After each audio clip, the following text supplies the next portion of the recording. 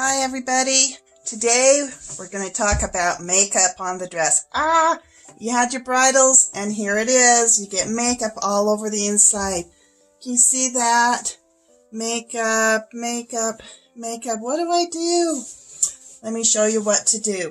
First of all, baby wipes. Okay, try to get some that don't have aloe vera or shea butter or oils.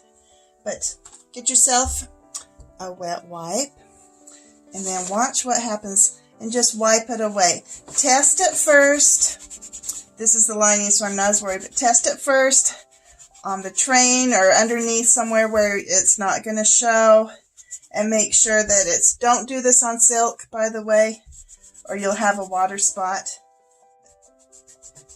It works pretty darn good. It's coming right off.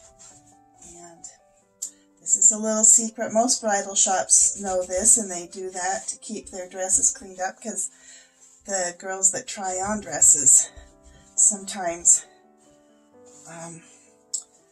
are wearing a lot of makeup, which, you know, it's not. It's almost rude, but it happens.